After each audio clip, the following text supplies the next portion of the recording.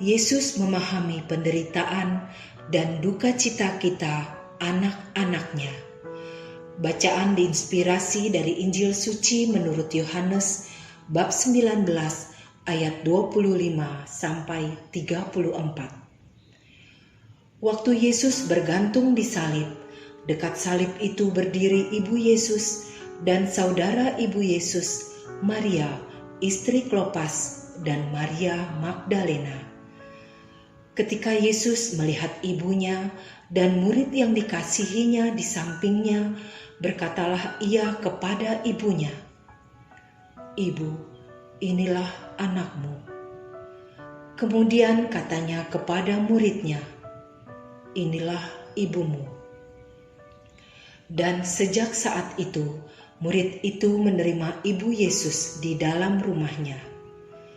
Sesudah itu, karena tahu bahwa segala sesuatu telah selesai, berkatalah Yesus, supaya genaplah yang ada tertulis dalam kitab suci, "Aku haus." Di situ ada suatu wadah penuh anggur asam. Maka mereka mencelupkan bunga karang dalam anggur asam itu, mencucukkannya pada sebatang hisop, lalu mengunjukkannya ke mulut Yesus.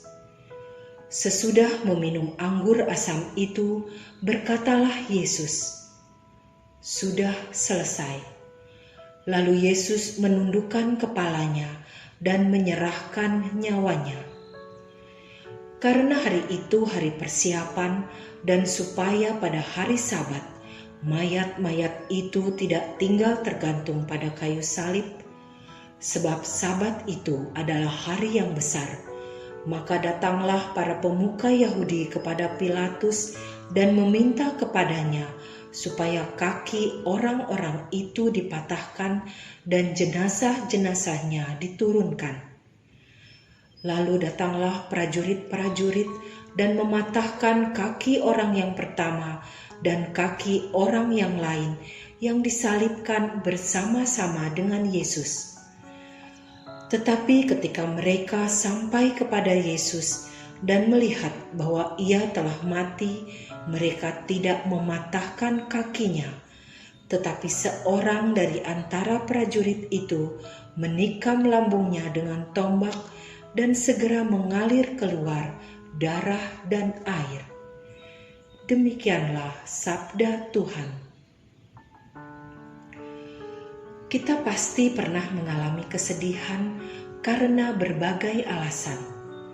Entah karena ditolak, dicemooh, mengalami kegagalan, merasa kehilangan, menyaksikan penderitaan orang di sekitar kita, dan berduka bila itu menimpa orang yang kita kasihi.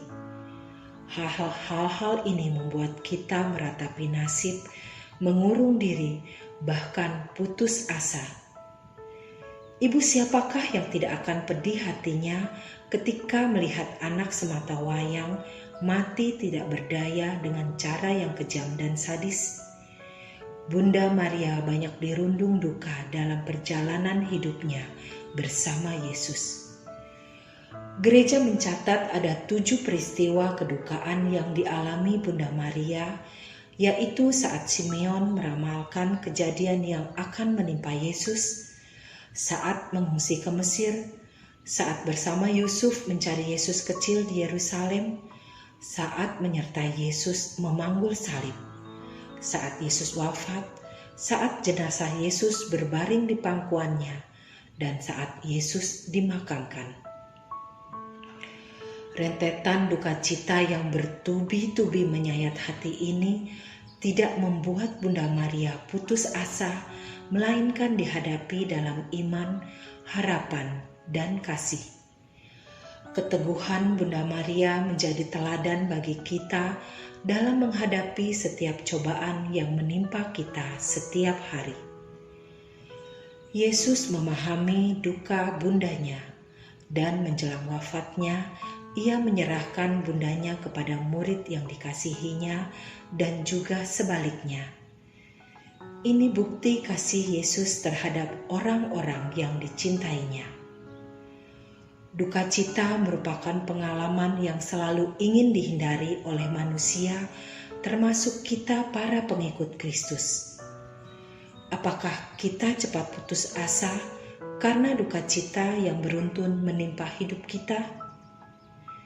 Pernah suatu ketika saya mengalami derita berturut-turut yang mengakibatkan saya depresi. Hari-hari diisi menangis dan menangis, meringkuk di pojok tempat tidur. Dalam deritaku, serasa tidak ada yang memahami penderitaan, sehingga timbul ketakutan untuk bertemu dengan orang di luar rumah. Saya bersyukur karena di waktu depresi terkadang masih teringat untuk berdoa dan membaca kitab suci. Dalam Mazmur 66 ayat 19 tertulis, "Sesungguhnya Allah telah mendengar, Ia memperhatikan doa yang kuucapkan. Saya merasa dikuatkan karena Tuhan mendengar doaku." Ya, Tuhanlah tempat yang paling pas bagi pelarianku. Ya Tuhan Allahku, kuatkanlah segala iman kami, terutama di saat kami dirundung duka dan derita, agar kami tidak cepat putus asa. Utuslah Roh Kudus-Mu untuk membuka mata hati kami, sehingga kami dapat melihat rencana-Mu di balik semua penderitaan yang kami alami. Semoga iman kami selalu memberi kekuatan baru bagi hidup kami. Amin.